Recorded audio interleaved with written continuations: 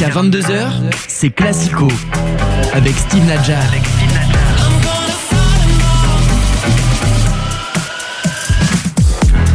Bonsoir à tous, bienvenue dans Classico, votre émission foot sur Radio J. Quel bonheur de vous retrouver après 2 petites semaines de pause. Pas de Coupe de France pour notre carré magique du soir, mais une grinta incontestable. Maître Benjamin Crier, bonsoir. Bonsoir. Avocat en droit social. Donc Benjamin, je crois que tu es particulièrement frais ce soir. Je suis particulièrement frais avec un petit décalage horaire. Je dois bien l'avouer, je reviens des États-Unis, il y avait 6 heures de moins. Voilà, je te passe les détails du voyage avec 3 enfants. Bien ça n'intéresse pas nos auditeurs. Mais la forme pour Classico quand même. On a un petit conseil pour toi, Benjamin. Vas-y. Bon, alors comment c'est là le décalage Ben oui, il faut qu'est-ce qu'il faut faire là? Il faut se coucher assez tard ce soir pour. Tard? Ouais. Pour pas faire de sieste là. Ben moi je ferai une sieste. Hier, je suis bien. Ouais, petite sieste. Si vous faites pas de sieste, vous allez être très fatigué ce soir. Et vous allez vous coucher très tôt. Et vous allez vous réveiller à 3h du matin. Benjamin, tu les as reconnus? Eh ben tu vois, les yeux dans les bleus, 2 ou 3 celui-là. 2, et ben je l'ai retenu et donc je n'ai pas fait de sieste et j'attends après Classico pour aller me coucher. Donc tu as reconnu évidemment Philippe Boixel et Zinedine évidemment. Bonsoir également à Alexis Bizan. Salut Alexis. Salut, bonsoir à tous. Ravi de te retrouver, ancien responsable commercial à Sport 5. Alexis, ton meilleur moment du week-end, ton moment foot bien sûr Alexis, toi qui sors la nuit, ne nous raconte pas tout ça. Mais Chelsea-Liverpool m'a beaucoup plu. On va en parler je crois après, tout quel coup, mais ouais, c'était un très beau match. C'est toujours sympa la première ligue en Boxing Day, dans cette période de fin d'année. Ils sont mis en avant et ça joue bien quand même, c'est sympa. C'était forcément a priori le match du week-end. Et puis on l'a vu autour de cette table au moins plusieurs dizaines de fois arpenter son couloir droit au Parc des Princes. Il a précédé les Hakimi, les Van der Wiel et autres Serge Aurier. Bonsoir Jimmy Algerino. Bonsoir à tous. Et merci d'avoir accepté notre invitation. On est absolument ravis et chaleureusement et sincèrement ravis de vous recevoir dans Classico. Merci d'avoir accepté notre invitation. C'est un beau cadeau de la nouvelle année. Merci de m'inviter pour parler de foot, parler du PSG, d'autres équipes. D'autant plus que c'est la 50e de Classico, je vous l'apprends. Ça se fête ça. Donc c'est un invité de marque. C'est 50 ans, j'ai fait 50 ans au mois d'octobre. Tout c'est parfait. Benjamin, Alexis, un souvenir peut-être de Jimmy Algerino? Moi c'est le but contre la Corogne au parc. Parce qu'à ce moment-là, je pense qu'on va les tuer. Et après, le reste du match dira autre chose. Mais ce but de Jimmy frappe, je pense que c'est rentré de la surface côté droit. C'est une belle frappe, mais le gardien se trompe un petit peu. Petit filet. L'intention est là quand même. Le numéro de Jimmy Algerino au PSG. Ah là là, ça commence. Mais peut-être que Jimmy s'en souvient même. 17. Attends, non, mais il travaille. Non, mais je voulais m'assurer qu'il avait bossé. Je voulais le 7 parce que c'est entre guillemets un chiffre porte-bonheur et il était pris. Je me rappelle plus qui c'est qu'il avait quand je suis arrivé au Paris Saint-Germain, donc j'ai pris le 17. Voilà. Et c'est un numéro que tu portais avant le 7, ailleurs à Châteauroux notamment? Non, pas à Châteauroux, mais en jeune, c'est le numéro que je portais puisque j'étais ailier droit. Donc c'est un numéro qui portait chance entre guillemets. Et donc là, j'ai juste à rajouter le 1 pour garder le 7. Ça va. Et on reviendra avec toi, Jimmy Algerino, sur les grandes étapes de cette carrière. Vous pouvez nous écouter, chers auditeurs, sur radioj.fr évidemment et sur l'application Radio Player France. Une émission à suivre également en vidéo sur YouTube en intégralité et sur Instagram. Merci de votre fidélité à Classico. Chaussez vos crampons, c'est parti. Jusqu'à 22h, Steve Nadjar dans Classico sur Radio J. Partir un jour sans retour, effacer notre amour. Un Classico un peu années 90. 2022, Steve est toujours aussi has-been sur les musiques. Ça ne changera jamais. Au milieu du thème, c'est pas mal. Parce qu'on va démarrer. En plus, je vois pas où tu veux en venir avec ça. On va démarrer ce Classico avec le Mercato. Ah, d'accord, ok. Partir un jour qui s'est ouvert ce week-end. Les clubs. Non, ça bosse. Il y a une direction musicale ici qui est très astucieuse. Les clubs ont jusqu'au lundi 31 janvier, 23h59, très précisément, pour faire leurs emplettes. On va beaucoup en parler ce soir, évidemment. En démarrant avec le Paris Saint-Germain, avec un dossier prioritaire, même s'il ne sera pas effectif tout de suite, celui évidemment de Kylian Mbappé. L'attaquant parisien sera libre en juin prochain. On l'annonce au Real Madrid depuis des mois et on entend dire même ces dernières heures que le contrat avec les Madriennes serait déjà ficelé. Selon le média ABC, Mbappé pourrait s'engager pour 6 saisons avec le Real, avec à la clé un salaire annuel de 21 millions d'euros. Il faudrait y ajouter une prime à la signature de 40 millions d'euros. Est-ce que ça vous semble crédible, d'une part, même si on sait que les infos sont plus ou moins certaines dans cette période de pré-mercato, de mercato. Jimmy Algerino, d'abord sur le principe du départ de Kylian Mbappé, est-ce qu'il est acté ? Enfin, il a acté, je pense que dans sa tête, oui, puisque il rêve de rejoindre le Real de Madrid, et sachant que normalement ça devait se faire début de saison. Donc je vois pas comment lui, dans sa tête, il pourrait faire volte-face et se dire non, je n'y vais plus. Après, sur le salaire, je suis moins convaincu, parce que je pense que pour lui aussi, partir là-bas, c'est pour devenir le meilleur joueur au monde. Donc c'est pas pour avoir un salaire moindre que que ce soit les Messi, les Neymar, les Ronaldo. Donc ça serait plutôt 35, 40 à vos yeux ? Moi je pense, en tout cas c'est ce que sans doute le Paris Saint-Germain lui ont proposé, lui proposeront. La prime à la signature, je crois que ça pose aucun problème pour que ce soit pour Paris, Real ou un autre club. L'argument financier compte dans ce dossier Mbappé ? Non, moi je pense que c'est plutôt le cœur qui parle pour Mbappé. Il a fait, je crois que c'est la 5e ou 6e saison. Donc il a démontré, on voit qu'il va encore démontrer et vraiment tout faire pour gagner la Ligue des Champions, pour partir sans doute senior, pour partir assez serein. Le match contre le Real va être aussi important pour lui, parce que il a bien dit je veux gagner ce match pour montrer qu'il ne va pas sous-jouer ce rôle-là, et au contraire pour être relativement bien avec les supporters parisiens et aussi avec les Madrilènes. Donc après c'est juste des chiffres, mais sur sa volonté, je crois que il y a pas de mystère. Maintenant, peut-être que Paris peut encore faire tourner le jeu, la roue, parce que peut-être en allant jusqu'à la finale, en faisant quelque chose d'important. Le recrutement aussi, puisqu'on parle peut-être aussi d'un Pogba par exemple, ou d'autres joueurs. Donc voilà. Benjamin, Alexis, est-ce que vous considérez aussi que Paris a peut-être une petite chance de le garder, notamment avec un mercato XXL cet été ? Ou la Ligue des Champions ? Moi, je crois pas du tout, parce que malheureusement, l'année dernière, il a laissé entendre le fait qu'il voulait une équipe compétitive. Je pense qu'on peut difficilement faire plus que ce qu'il a aujourd'hui. Pour autant, ça suffit pas à le retenir.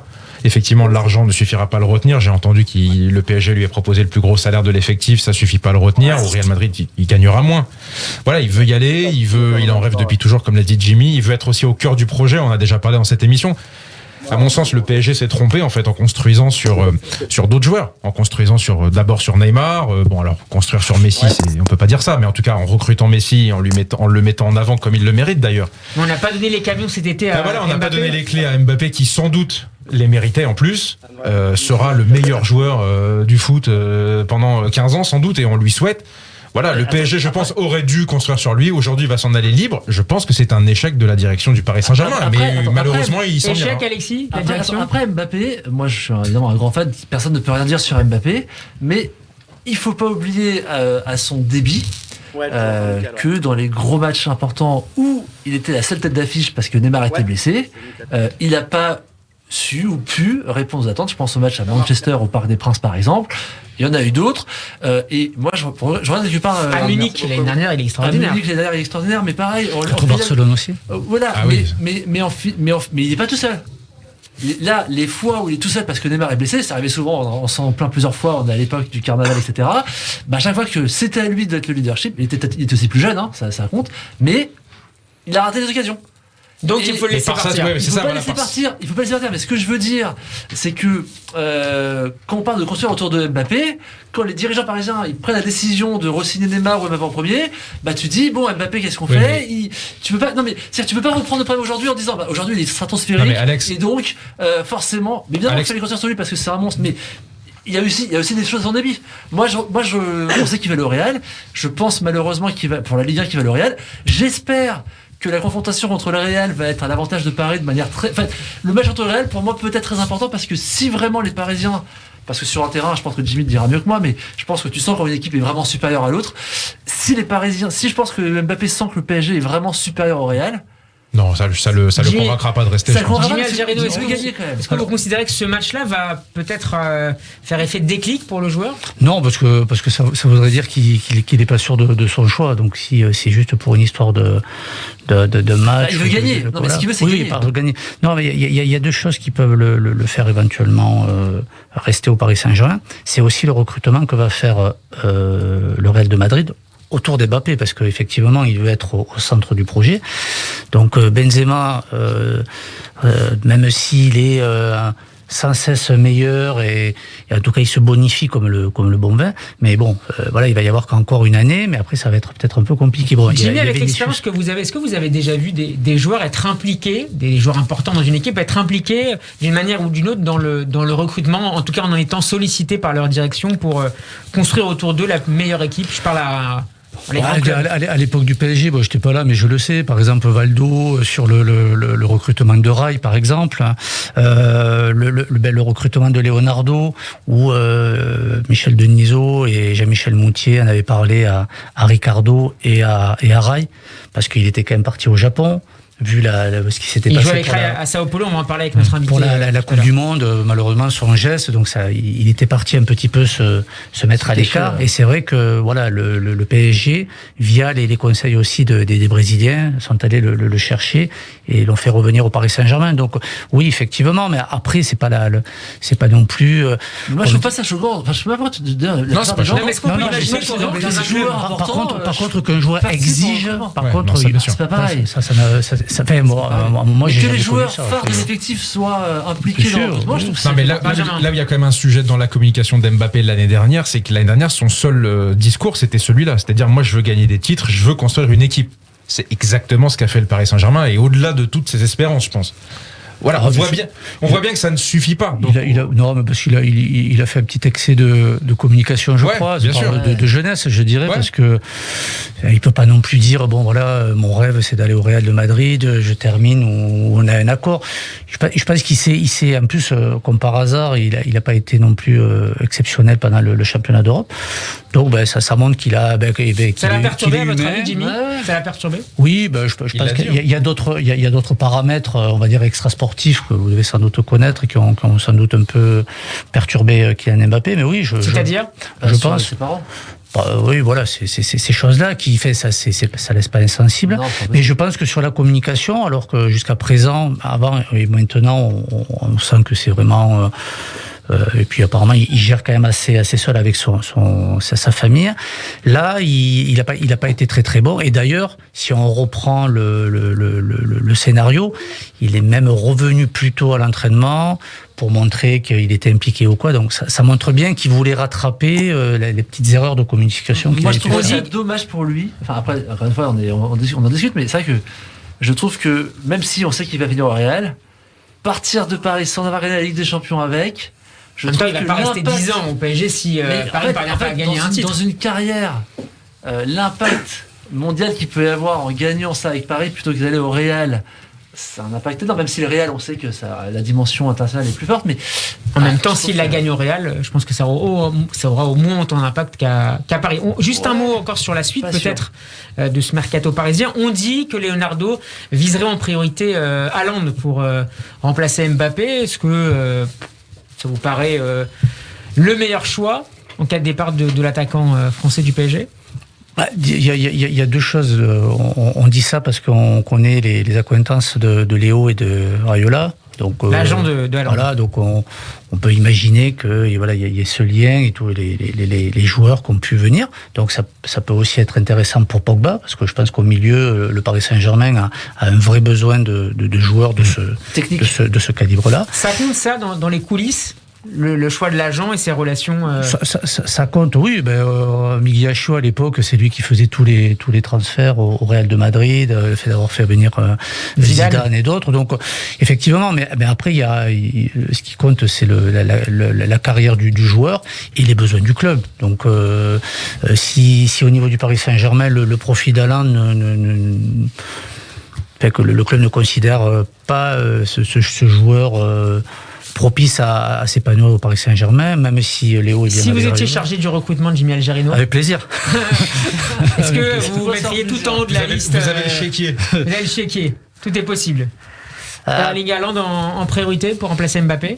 Il a l'esprit, il a l'esprit guerrier, il est puissant. C'est vrai que ça permettrait avec un Messi par exemple et un Neymar d'amener un côté très intéressant, le jeu de tête aussi, parce qu'il a un jeu de tête qui est intéressant. Donc au jour d'aujourd'hui, oui, si j'ai le chéquier et que Mbappé ne souhaite pas rester, ça serait votre priorité. C'est Haaland qui se tente en premier. Mais c'est ça, la question subsidiaire, Steve, c'est celle-là. C'est du coup Mbappé part. On est malheureusement tous d'accord pour dire que ça risque d'arriver. Du coup, effectivement, tu le remplaces par qui? Haaland, moi, j'y crois pas. J'ai l'impression qu'il y a des très très grosses écuries qui sont dessus et depuis un moment, j'ai pas l'impression que le PSG c'est vraiment. Le Barça a dit tout à l'heure, la direction qu'elle souhaitait le recruter cet été. Ouais, mais j'ai pas l'impression que le PSG soit vraiment mis sur le dossier un jour vraiment à fond. Le nom sort, mais on a l'impression qu'il y a des grosses écuries qui sont dessus et qui vont sans doute emporter la mise. Moi, je pense du coup, que Haaland, il veut pas aller à Paris parce qu'un Norvégien, il s'en fout de Paris. Quoi. Je pense qu'il est plus attiré par le championnat anglais, je pense. Voilà, je pense. Mais si, alors donc tu a joué. Mais donc tu mets Haaland. Il a terminé sa carrière en Angleterre. Tu mets Haaland de côté. Par qui tu remplaces Mbappé? Parce que, bon, au-delà des critiques d'Alex, je veux dire, c'est quand même l'un des meilleurs joueurs de la planète. Par qui tu vas pas pour le critiquer, mais je dis juste qu'il faut pas tout voir en bleu. Ah bah non, mais justement, je pense à personne. Tu peux pas remplacer Mbappé. Donc c'est une perte, son départ, ça sera une perte non compensée. Intersidérale. Alors tu vas me parler de Dembélé, sans doute? Non. Non, bon, bah tant mieux. Non, Dembélé, c'est pas le profil de... Voilà, non, mais bon, parce que c'est le nom qui est sorti dernièrement pour le PSG en attaque. Mais c'est une question d'équipe. Mais on va en parler de Lukaku, mais moi, Lukaku, un mec fort devant, je sais plus à qui disait ça, qui était venu avec nous, mais il disait Messi, il marquait parce que tu avais un vrai avançant devant, un vrai Suarez, un vrai neuf central. Donc un Lukaku rentre sur tout ça. C'est vrai qu'on parle bon d'Haaland, mais Lukaku, franchement, ça fait maintenant 2 ans, il est impressionnant. Bon, il porte la Belgique sur ses épaules. Et il est en difficulté avec Chelsea, on va en parler tout à l'heure. C'est un profil très intéressant, moi je trouve. Moi, j'adore. Et voilà, il ne faut pas s'arrêter sur... Et puis, c'est peut-être aussi l'occasion, après, pour le Paris Saint-Germain, de construire un collectif peut-être plus uni qu'avec... Simplement des stars... ce genre de joueurs-là. Donc... Non, mais il y a des pistes, il y a vraiment des pistes. On parlait de Salah aussi, qui est peut-être qui a fait son temps à Liverpool, qui a besoin peut-être de changer. Qui a marqué un magnifique but hier. Voilà, qui est vraiment un joueur aussi très intéressant dans le jeu, dans le replacement, qu'on peut trouver, qui est buteur. Donc il y a des qui a une grande expérience. C'est pas un vrai. Non, mais en termes de stats, il est. Je pense qu'il est au niveau de Mbappé, peut-être un petit peu moins, mais pas très loin. Il est très largement, mais simplement c'est un joueur quand même qui part de côté. C'est pas un axial. Là, Mbappé, dans le schéma actuel du PSG, il joue neuf. Ouais, il décale quand même beaucoup aussi sur un côté. Il décale, mais il s'organise avec l'autre, mais il joue quand même pas d'un côté, quoi. Il y a un autre dossier d'un attaquant parisien qui agite un peu la chronique ces derniers jours, celui de Mauro Icardi. On a un neuf déjà. Voilà. Et moi je vais le défendre. Alors, on l'annonce en Italie, à la Juve très précisément, mais la Juve ne serait pas disposée à l'accueillir, en tout cas attendrait pour l'accueillir de vendre son attaquant Morata au Barça. On a parlé de Dembélé tout à l'heure. Qui est la propriété de Madrid.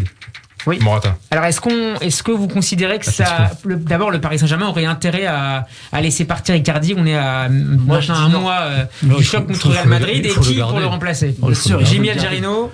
Alors, Jimmy l'a invité.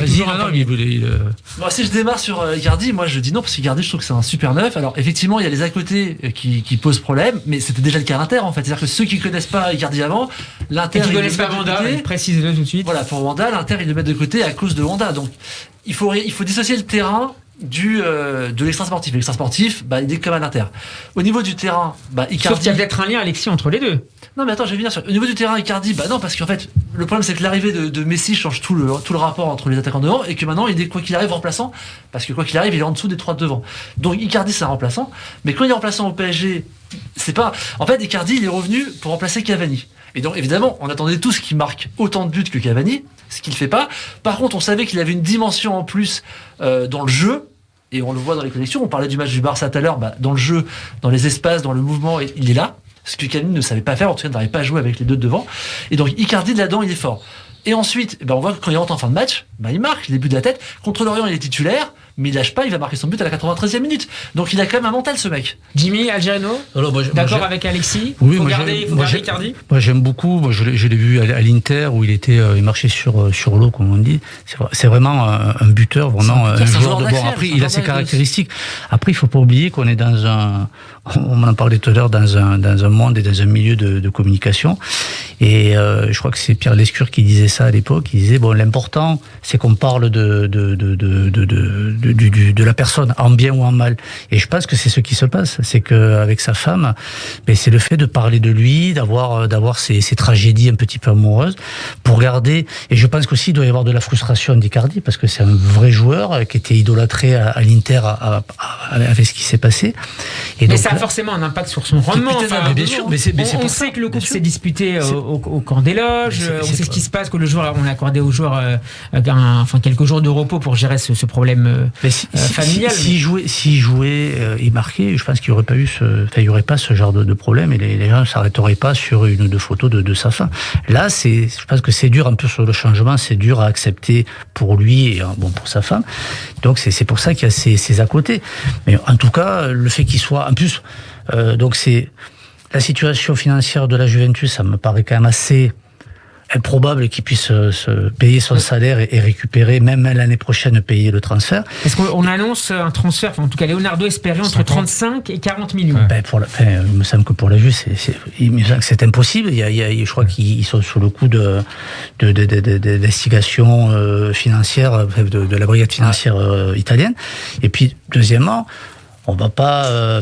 Quel est l'intérêt de renforcer un probable adversaire si les deux passent le prochain tour, et ils peuvent se retrouver avec Icardi en face. Mais le PSG, moi je suis un peu moins optimiste qu'Alex sur Icardi, mais je trouve qu'il s'est jamais vraiment intégré au jeu, au schéma. Il a jamais été vraiment en place. Ça, encore une fois. Ok, mais t'as un exemple, et là cette année on était au parc et il rentre et Mbappé lui met sur la tête, il marque un but à 90e. Très bien. Au-delà de ça, c'est un neuf à l'Inzaghi, donc ça c'est plus dans le foot actuel, donc on les voit plus, donc on considère qu'ils sont plus bons, ces joueurs-là. Très bien. C'est bon. Mais au-delà de ça, tu te rends compte que c'est un investissement colossal, ce joueur, un prix d'achat colossal, un salaire colossal. Tu dois est-ce que c'est le sujet? Bien sûr que c'est le sujet. Attends, le PSG doit vendre aussi, doit libérer un peu de masse salariale. Mais moi je le ferai pas cette année, peut-être l'année prochaine, mais cette année je. Et donc est-ce que tu peux pas te séparer de ce joueur qui, franchement, depuis qu'il est arrivé, depuis depuis le début de l'année, il est quasiment fantomatique à chaque fois qu'il a joué. Regarde, sincèrement, même contre Saint-Etienne l'année dernière, je m'en souviens de ce match, ça aurait pu être un but très important où il met le but pareil à la 93e, il rentre. Non, mais on attend beaucoup plus, Alex, d'un joueur comme ça. Beaucoup plus. Mais quand t'as Messi, Neymar et Mbappé, donc t'as plus de place pour lui. T'as plus de place, mais pour n'importe qui, donc faut qu'il s'en aille. Non, ça veut dire que la question c'est, ok, il faut un remplaçant parce que tu veux un remplaçant. Moi je pose une question. Entre Di Maria et Icardi, quel est le joueur qu'il faut Di Maria doit jouer. Di Maria, c'est un super joueur. Il a des stats incroyables. L'avenir, ça peut être Icardi. Enfin, je parle pas spécialement au PSG, mais ça peut être parce que c'est un buteur, il est jeune et. Les joueurs de surface, peut-être aussi le paramètre financier. On sait que Paris a besoin de 100 millions. Voilà, donc il faut bien libérer de l'argent. Et donc là, t'as une occasion, t'as un club qui veut acheter Icardi. Je pense pas que ça se bouscule. Donc franchement, je pense qu'il faut le vendre. Avant de retrouver notre prochain invité, Alexis, avant de retrouver notre prochain invité Philippe Rodier pour parler justement de son livre sur Leonardo, un mot sur la polémique, je mets des guillemets évidemment, autour de Neymar, puisque le joueur brésilien, vous le savez, est blessé à la cheville depuis la fin du mois de novembre. Il va poursuivre sa convalescence pendant une semaine supplémentaire au Brésil. Retour attendu à Paris le 9 janvier. Donc il restera à peu près un mois pour la préparation du match contre Real Madrid. Est-ce que c'est on n'a pas la discussion j'ai l'impression qu'on a la pollution, lapsus, mais au contraire c'est pas le moment de mais est-ce qu'on n'a pas tout le temps cette discussion tous les ans? J'ai l'impression que c'est au début d'année, il y a toujours cette discussion. C'est incroyable. Avant le carnaval. Ouais, mais franchement, je vais te dire honnête. Mais franchement, pour être tout à fait honnête, je ne sais pas quoi penser de cette histoire. La question que je me pose, à laquelle je n'ai pas la réponse, et peut-être vous, oui, comment ça se passe dans les autres clubs? Comment ça se passe au Bayern de Munich? Comment ça se passe à Chelsea? Comment ça se passe à City? Comment ça se passe? C'est une vraie question que j'ai. Je n'ai pas la réponse. J'ai l'impression qu'au Paris Saint-Germain, on parlait d'Icardi. ça a été un peu une foire cette histoire quand même. Je reviens, je vais voir ma femme. Encore une fois, j'ai la même question. Comment ça se passe à City ? Tu devrais te tourner vers Dimitri. Comment ça se passe au Bayern ? Non mais franchement, c'est une vraie question. Est-ce que le PSG est la vraie institution faible qu'on décrit tout le temps dans tous les médias ? On dit le PSG se fait marcher dessus, ça se passe pas comme ça au Bayern ? Ou est-ce que ça se passe comme ça ailleurs ? Franchement, j'en sais rien. Je sais pas. Sur le cas Neymar en particulier. Alors sur le cas Neymar, donc moi je vais prendre mon cas. Un jour je me suis blessé le genou, donc voilà, je me suis fait opérer. Après je suis revenu et c'est vrai qu'à un moment donné, le club, j'ai demandé à aller faire une deuxième préparation, pas post-opératoire, mais un mois après. Le fait d'aller chez moi, dans la région toulousaine et tout ça, pour faire une préparation. Et le club a accepté. Je suis parti un mois. Effectivement, je suis pas brésilien, je suis toulousain. Voilà, je suis retourné, je suis allé à Font-Romeu, j'étais tout seul. Donc voilà, ça a été accepté. Parce qu'on fait confiance. Mais Jimmy, pardon, est-ce que le club avait un œil sur ce que vous faisiez à ce moment-là ? Oui, parce que j'avais un contrôle. Par contre, je n'avais pas, là, en l'occurrence, c'est le cas de Neymar, une personne du staff. Peut-être parce qu'aussi, il savait que j'allais être sérieux, plus que sérieux. J'étais à Font-Romeu, voilà, j'étais pas parti. Danser à Monaco. Voilà. Mais là, par exemple, sur le cas de Neymar. Il va revenir le 9 janvier. C'est pas la période du carnaval comme ça a été peut-être le cas. C'est pas une période festive, voilà. Bon, en plus il y a la période de fin d'année, la famille ou quoi. Donc pour moi, ça me perturbe moins. Ça aurait été au mois de février sur un truc. Là, j'aurais pu y voir peut-être ce qui s'était passé la première fois, où là, effectivement, c'est pas acceptable. Là, le fait qu'il rentre le 9, il y a quelqu'un du staff du Paris Saint-Germain médical qui est là, qui lui fait